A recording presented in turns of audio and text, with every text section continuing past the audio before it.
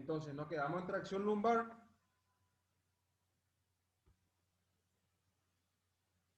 Hay distintos tipos de aparatos que se utilizan para la tracción lumbar, pero la más utilizada es la de CEFE. Esta es la que más se utiliza, que es un tipo de tracción lumbar de forma mecánica. De 175 para traccionar los ligamentos, de 145 kilogramos para traccionar músculos, ¿sí?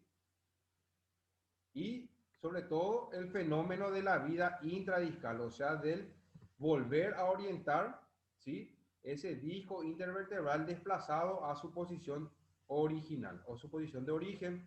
Acá, por ejemplo, nosotros observamos con una inclinación, ¿sí?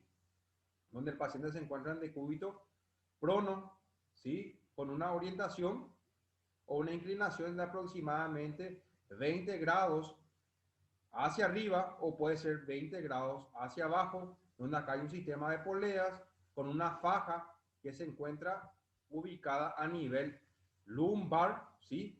Y esta faja, gracias a este sistema de poleas, ¿sí? Y al generador de fuerza que se genera en esta máquina, tracciona la región lumbar.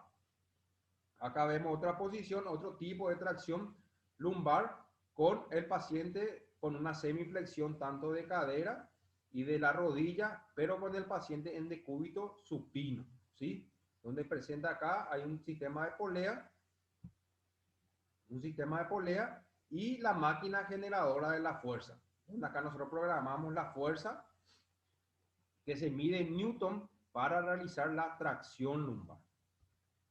Este es un tipo de tracción lumbar, ¿sí? Utilizando o se realiza de forma manual, donde se utiliza una cinta especial, donde se le coloca también al paciente en decúbito supino con la rodilla en flexión de 90, la cadera en flexión de 90, y con esta cinta fijadora, ¿sí? Y el peso que nosotros, la fuerza que nosotros vamos a generar con nuestro cuerpo en dirección transversal o en dirección posterior, en dirección hacia atrás de nuestro eje de movimiento. Entonces ahí nosotros generamos una fuerza. Únicamente que la fuerza manual nosotros no podemos medir el newton o la fuerza que estamos realizando. Únicamente con la máquina se puede realizar eso. La técnica de aplicación, ¿sí? Los medios de fijación para una tracción lumbar, sistema de arnés de tipo corsé que comprime el tórax, depresible y elástico, ¿sí? Donde esto también se puede colocar, este fijador se puede colocar a nivel tóraco-lumbar, a nivel dorsal y a nivel lumbar. Es un fijador mucho más voluminoso donde genera tanto una tracción a nivel lumbar como a nivel dorsal.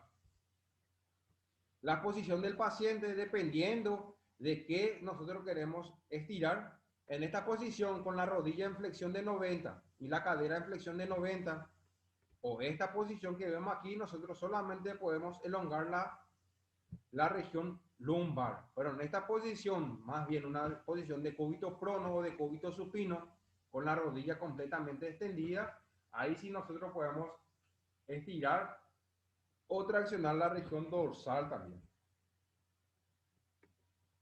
El sistema generador de la fuerza puede ser poleas, gracias a pesos, ¿sí? O también puede ser debido a un instrumento motorizado o monoterizado, ¿sí? Donde nosotros dosificamos aquí la fuerza que queremos generarle al paciente. Indicaciones de la tracción, tanto cervicales como lumbares, son tracción cervical, tenemos neuralgia cérvico-braquial, hernia discal, radiculopatías, que son compresiones o lesiones nerviosas, hiperalgias, dolores, contracturas, algún problema neurológico, osteoartritis, problemas facetarios, ¿sí? Problemas a nivel de las apófisis espinosas, cervicalgia subaguda y crónicas, ¿sí? Que son problemas o dolores a nivel cervical causados ya sea por una artrosis cervical, por una hernia de disco o por una contractura de los músculos cervicales. Tracción lumbar, situaciones clínicas dolorosas, lumbalgia y ciática y la espondilolistesis. La espondilolistesis es un desplazamiento, ¿sí? Del pedículo de las vértebras lumbares. Es el desplazamiento de eso. Contraindicaciones generales, neoplasias, ¿sí? Porque esto puede producir una metástasis de esas estructuras neoplásicas o cancerígenas, ¿sí?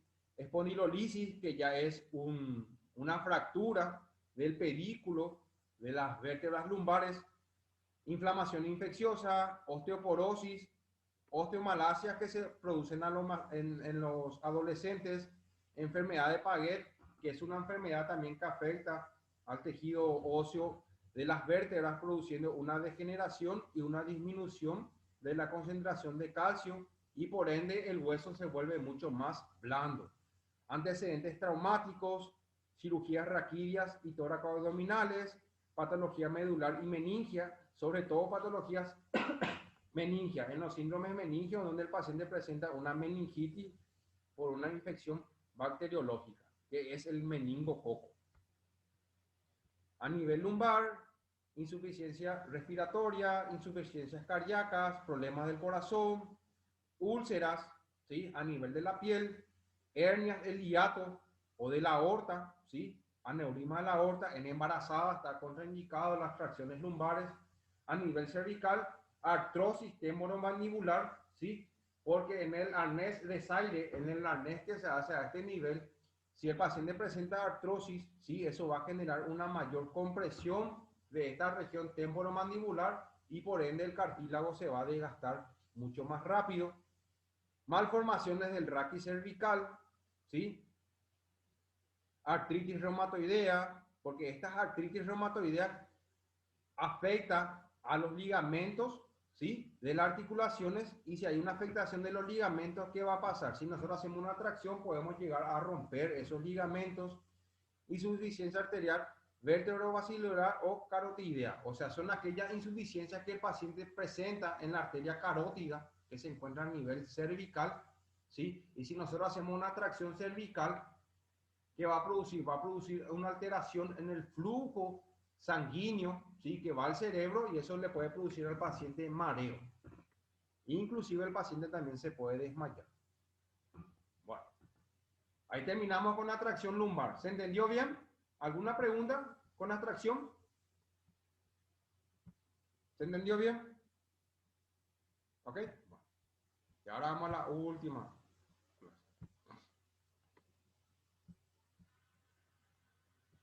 Y ahora tenemos la facilitación neuromuscular propioceptiva, o también se le dice método CABAT, o abreviándolo se dice FNP.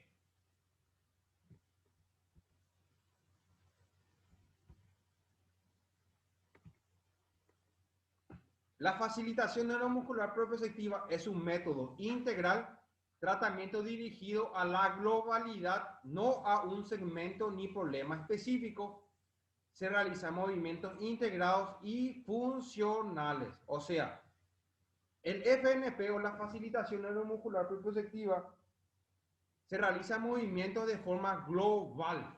Por ejemplo, si nosotros queremos realizar FNP del hombro, también debemos realizar movimientos del codo, de la muñeca y de los dedos. Se hace de forma global todo el segmento, o sea, todo el miembro superior. Enfoque positivo, refuerza y emplea lo que el paciente puede hacer. O sea, este FNP se hace en aquellos pacientes que hayan perdido fuerza, que haya perdido coordinación en los movimientos, ¿sí? Y se utiliza mucho en pacientes neurológicos. Y también en pacientes con lesiones deportivas para volver a estimular los movimientos que debe realizar ese deportista. Se guía el movimiento mediante los segmentos y resistencia apropiada, en donde nosotros vamos a guiar el movimiento explicándole al paciente qué movimientos debe realizar, y la resistencia, ¿sí? La resistencia, nosotros los terapeutas lo vamos a aplicar al paciente. Ayudar a lograr un movimiento coordinado a través del sincronismo, o sea, movimiento de sincronización y de coordinación. Y el objeto de todo tratamiento es alcanzar el máximo nivel de funcionalidad del segmento que nosotros queremos volver a reeducar. Principios: en primer lugar, tenemos que tener voz de mando. Eso es lo principal. Voz de mando del kinesiólogo. Lo que vos decís, tu paciente lo tiene que realizar. ¿Y cómo uno adquiere voz de mando? Explicándole al paciente, hablando con el paciente, teniendo esa confianza con el paciente. Tampoco hablar de mala manera al paciente. La posición del paciente debe ser correcta dependiendo del segmento que nosotros queremos realizar la técnica. La posición del terapeuta también tiene que ser la correcta, sobre todo manejar la descarga de peso. El terapeuta tiene que manejar su descarga de peso. ¿Por qué? Porque si nosotros hacemos movimientos de forma incontrolada y no manejamos esa descarga de peso, luego a la larga nosotros nos va a empezar a afectar ya la columna. Movimientos se hacen en diagonales, ¿sí? Que vamos a ver en un rato. Tracción y coaptación. Resistencia, tiene que haber sincronismo y visión. Visión, ¿qué quiere decir? Que el paciente tiene que mirar el movimiento que se está realizando para que vaya adaptando nuevamente eso a su sistema visual y su sistema visual a su sistema nervioso central, al cerebro. Entonces el cerebro empieza a procesar el movimiento y empieza a reeducar esa función perdida. Se hacen tanto contracciones concéntricas, contracciones isométricas y contracciones excéntricas. Como ustedes saben, las contracciones concéntricas son aquellas contracciones en donde tanto el punto de origen del tendón y de inserción del tendón se acercan. Eso es concéntrico. El excéntrico es cuando el punto de origen e inserción se alejan. Y el isométrico es cuando el punto de origen e inserción se mantiene. ¿Sí? Esos son los tres tipos de principios o los tres tipos de contracciones que nosotros vamos a utilizar en el FNP. Concéntrico, excéntrico e isométrico. Nosotros tenemos dos tipos de músculos. Músculos tónicos, también llamados músculos estáticos, permiten el control antigravitatorio. O sea, gracias al tono muscular y a la contracción estática de los músculos, nosotros podemos adoptar una postura. O sea, si yo estoy en esta posición de sedestación, ¿sí? Yo no estoy haciendo ningún movimiento, pero que mis músculos se tienen que contraer de forma sincronizada para que yo pueda adoptar esta postura. En cambio, los músculos fásicos, también llamados músculos dinámicos, son los músculos que ya generan el movimiento o el desplazamiento que yo quiero realizar. Entonces, los tónicos son estáticos y los fásicos son los dinámicos.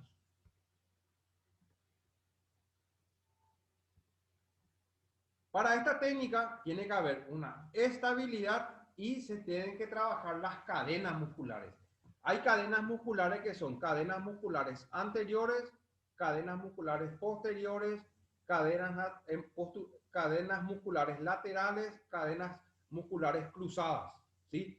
Las anteriores, por ejemplo, son todo lo que está en la parte anterior, todos los músculos que hay en la parte anterior, los posteriores, todo lo que hay en los músculos posteriores. Los laterales son los que se encuentran de forma transversal a la articulación y luego tenemos los cruzados, tanto el anterior con el lateral o el posterior con el lateral. Entonces, esas son las cadenas musculares, en donde estas cadenas musculares trabajan como un todo, ¿sí? El reflejo miostático, que son reflejos miostáticos, tenemos el uso muscular y el órgano tendinoso de Golgi. ¿Se acuerdan que esto nosotros cuando dimos propiocepción hablamos de estos dos tipos de receptores que se encargan de medir la tensión, o sea, el estiramiento del músculo y el acortamiento del músculo? El uso muscular o este receptor se encuentra en el músculo, acá, en la fibra muscular. Y el órgano tendinoso de Golgi se encuentra en el tendón, acá. Entonces, estos usos, el uso muscular y el órgano tendinoso de Golgi, se encargan de medir la contracción o el estiramiento y la relajación o el acortamiento de los músculos y los tendones. Las bases neurofisiológicas: facilitación, Se refiere al acercar a la membrana a una despolarización para provocar un potencial de acción. O sea, gracias a esos movimientos sincronizados que vamos a realizar nosotros con el paciente, nosotros vamos a estimular a las células musculares y a las células tendinosas. ¿Para qué? Para que generen un potencial de acción, o sea, para que generen un movimiento adecuado. Descargas posteriores se refiere a una sumación de estímulos, los cuales multiplican el tiempo de estado excitatorio de una motoneurona. O sea, gracias a esos movimientos continuos y constantes que le vamos a realizar al paciente, se van a producir descargas eléctricas, o sea, descargas a esos nervios. Y esas descargas que se van a producir a esos nervios le va a volver a reeducar nuevamente a esos músculos que se encuentran alterados. Irradiación, cuando un músculo o grupo muscular realiza una contracción potente, esta contracción permite la contracción de grupos musculares vecinos dependiendo de la intensidad y de la cantidad de estímulo. O sea, si yo realizo un movimiento o un patrón de movimiento de ciertos músculos, estos ciertos músculos, gracias a su contracción vigorosa, le van a estimular a los músculos que se encuentran a su alrededor. Máxima contracción, máxima relajación. ¿Qué quiere decir esto? Mientras mayor sea la contracción del músculo, evidentemente su relajación va a ser mayor. O sea, si yo estiro el músculo con esta longitud, su relajación va a ser mayor. Si yo estiro el músculo con esta longitud, su relajación va a ser menor. Cuanto más contraemos, más se va a relajar el músculo. Inervación recíproca se refiere a la doble inervación de los grupos musculares. Excitación del agonista, inhibición del antagonista. ¿Qué quiere decir eso? Atiendan bien acá. El músculo agonista es el músculo que realiza el movimiento. Y el músculo antagonista es el músculo que se relaja para que el agonista haga el movimiento. Por ejemplo, yo tengo mi codo acá. Si yo quiero hacer la flexión de codo, este movimiento, llevar el brazo hacia arriba, ¿cuál va a ser mi músculo agonista acá? ¿Cuál es el músculo que se va a contraer? ¿Quién me dice? Si hago flexión de codo, ¿qué músculo se va a contraer acá? El bíceps, profe. El bíceps. El bíceps. Entonces el bíceps va a ser mi agonista. ¿Y qué músculo se tiene que relajar para que se pueda contraer mi agonista? El tríceps. El tríceps. Muy bien. ¿Qué pasa? Vamos a suponer que yo quiero hacer flexión de codo. Se contrae mi agonista, pero mi antagonista no se relaja. Entonces, ¿qué va a pasar? Yo la flexión de codo voy a llegar hasta acá nomás. Entonces, la inervación recíproca es la excitación del agonista y la inhibición o relajación del antagonista. Y la inducción sucesiva, después de trabajar un grupo muscular, se produce reflejamente una facilitación de la musculatura antagonista. O sea, si yo trabajo constantemente el bíceps, hago este movimiento, ¿sí? Mi tríceps se va a encontrar más estimulado que mi bíceps por esta inducción sucesiva que tenemos aquí. Y luego tenemos el reflejo, que es el reflejo de estiramiento. El reflejo de estiramiento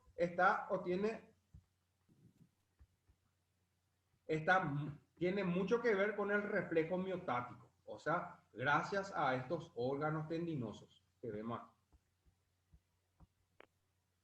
¿Hasta ahí estamos? ¿Sí? Yes. Bueno. Sí. Ok. Ahora tenemos el miembro superior. Vamos a ir con el hombro. Vamos a ir con dos articulaciones más importantes. El hombro y la cadera. Ustedes saben que el hombro y la cadera son las dos articulaciones que realizan todo el movimiento del cuerpo. Flexión, extensión, aducción, abducción rotación interna y rotación externa. Entonces, en el miembro superior, en el hombro, hay dos diagonales. Uno es, por ejemplo, de arriba hacia adentro, ¿ven? O de abajo hacia afuera. Esto va hacia afuera. Afuera, adentro. Acá, por ejemplo, arriba, afuera. Abajo, adentro. Arriba, adentro, abajo, adentro. ¿De qué depende esto? Depende de la diagonal que nosotros queremos realizar. Esto, por ejemplo, es arriba y afuera. Y este es abajo y adentro. Esto es arriba y afuera, abajo y adentro. Son movimientos distintos, por eso se le dicen diagonales. Son movimientos cruzados, se forma como una X. Ahora cuando vean cuando yo les muestre el práctico van a entender mejor. Entonces, en cada articulación hay dos diagonales. Una es esta y otra es esta. ¿Sí? Así no hay.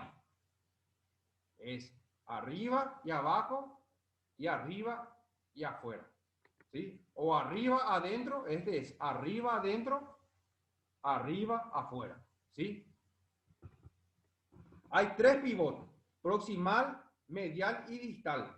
Proximal porque se mueve la articulación del hombro. Medial porque vamos a mover la articulación del codo. Y distal porque vamos a mover la articulación de la muñeca y la articulación de los dedos. ¿Sí? Entonces, en el miembro superior hay dos diagonales. Acá vemos en el miembro inferior, en la cadera, también hay dos diagonales, igual que en el hombro. Arriba, adentro, arriba, afuera. ¿Se entiende, verdad? ¿Se está entendiendo? Más o menos. Sí, profe, se entiende bien. Y también hay tres pivots o tres ejes de movimiento. Proximal va a ser la cadera, medial va a ser la rodilla, distal va a ser el tobillo y los dedos del pie.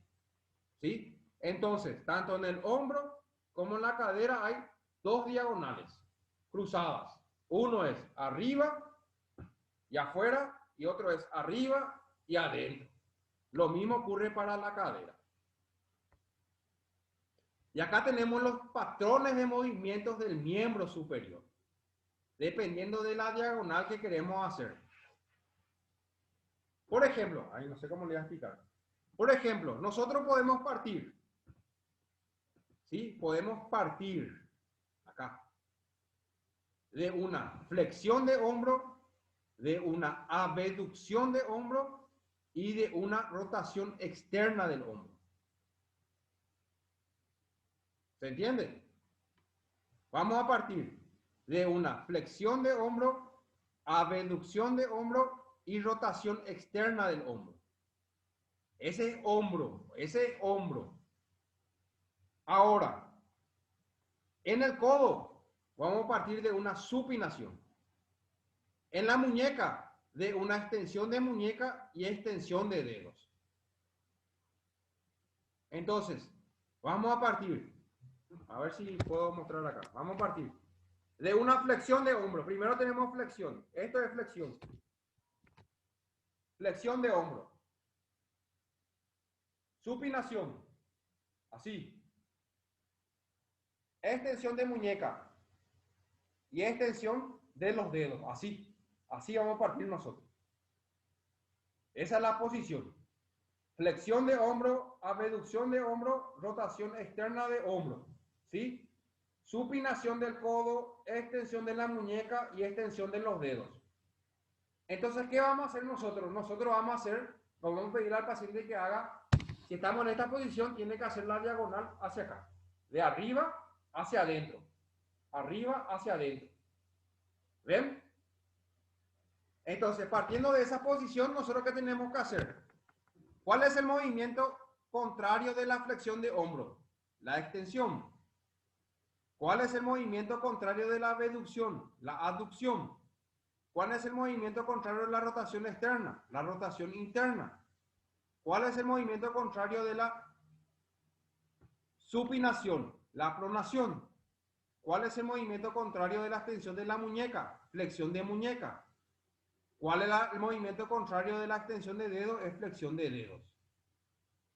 O sea, nosotros vamos a partir de una flexión de hombro, ¿sí? Abducción del hombro, rotación externa del hombro.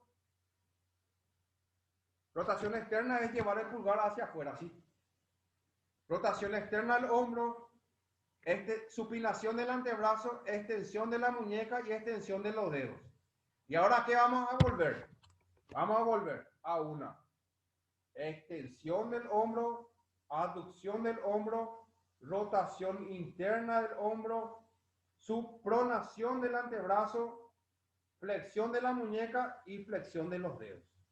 Ese es el movimiento que vamos a hacer nosotros. Y en eso nomás consiste la facilitación o el FNP. ¿Sí? Se parte de unos movimientos y se vuelve a los movimientos opuestos. Solamente eso es. Este es el patrón para el miembro superior, para el hombro, ¿sí? Y también tenemos el patrón para el miembro inferior, que es para la cadera. La cadera, vamos a partir de una flexión de cadera, abducción de cadera, rotación interna de cadera, ¿sí? La rodilla tiene que estar extendida. Vamos a poner eversión del pie, flexión de los dedos. Empezamos otra vez. Partimos de una flexión de cadera, abducción de cadera, rotación interna de cadera. Rotación interna es llevar la punta del pie hacia adentro. Eversión del pie, flexión plantar, o sea, llevar la punta del pie hacia arriba, y extensión de los dedos, llevar los dedos hacia arriba. Y nosotros vamos a volver o a realizar el movimiento opuesto. Extensión, aducción, rotación externa, inversión, flexión plantar, que es punta de pie, y flexión de los dedos, ¿sí? Ese es el patrón del miembro inferior, o sea, son las diagonales.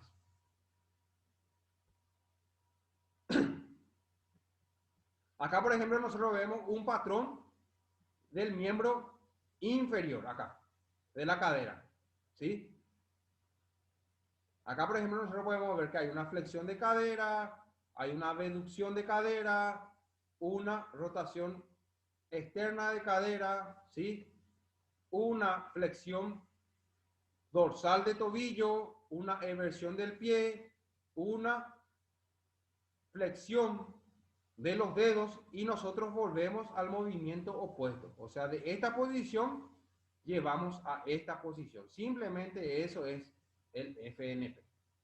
Ese de la cadera. Acá vemos, ¿sí? Se parte de esta posición a esta posición. Únicamente en el práctico vamos a poder practicar esto. Solamente en el práctico. Entonces, hay 6 patrones por cada diagonal, ¿sí? 12 patrones para el miembro superior y 12 patrones para el miembro inferior. O sea, hay 6 patrones así y hay 6 patrones así. En total hay 12. 6 más 6, 12. Tanto para la cadera como para el hombro. Acá vemos, por ejemplo, nosotros del miembro superior, ¿sí? Que se parte de una flexión, abducción, ¿sí? Rotación externa del hombro, ¿sí? Supinación del antebrazo, extensión de la muñeca, extensión de los dedos, y se vuelve al movimiento opuesto. Se hace todo ese movimiento, se hace toda una diagonal. Acá vemos también nosotros, ¿sí? De ambas caderas.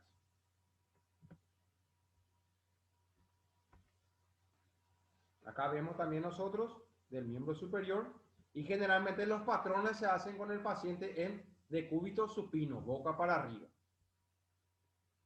Y acá, teniendo en cuenta nosotros las diagonales, nosotros vamos a hacer las contracciones del paciente, la contracción muscular. Por ejemplo, tenemos inversión del antagonista. Del antagonista van a ser los músculos que se tienen que relajar para que actúen los agonistas. Por ejemplo, tenemos inversión lenta a mantener, estabilización rítmica, que eso lo voy a tener que explicar únicamente en el práctico. Una técnica que se llama técnica de énfasis, ¿sí? Que es mantener, relajar el músculo y luego se le dice al paciente que haga el movimiento activo. Se le pide al paciente que mantenga en una posición, luego que se relaje y luego que realice el movimiento que queremos realizar. Luego tenemos contracciones repetidas, que son contracciones alternadas de contracción isométrica, contracción isotónica, contracción isométrica, contracción isotónica, y así sucesivamente. Técnica de relajación, contraer, relajar, donde se contrae el músculo isotónico y se elonga el músculo antagonista. Por ejemplo, mantener y relajar, que es esto, ¿sí? Isométrica, mantenemos, relajamos, mantenemos, relajamos. Y acá vemos algunos tipos de patrones de movimientos que se realiza el paciente. Esto, y ahí se hacen las diagonales. Las diagonales, ¿sí? Y acá es muy importante tener nosotros en cuenta cómo vamos a ubicar o colocar nuestros brazos para realizar esta técnica de facilitación neuromuscular. Acá, por ejemplo, tenemos el miembro inferior, ¿sí? Se parte de esta posición y se llega a esta posición. Y ven, el paciente o el kinesiólogo realiza muchos movimientos de giro y de pivoteo. Por eso es muy importante tener en cuenta o mantener la descarga de peso. Hay que tener una buena descarga de peso. Y también tenemos nosotros el FNP, que se utiliza mucho hoy en día en la rehabilitación de los pacientes, ¿sí? Se hacen con gomas. Esto que está. Ustedes teniendo en cuenta las diagonales y los movimientos que nosotros queremos hacer con el paciente, utilizando gomas, ya podemos hacer FNP. Sin hacer mucho esfuerzo nosotros. Y esto le va a servir muchísimo a ustedes para la rehabilitación de sus pacientes. Acá vemos también donde se utiliza un sistema de polea, o sea, una fuerza, una máquina, ¿sí? Y también se hacen las diagonales con eso. Y ahí terminamos, chicos. Yo sé que esta última clase que dimos es un poco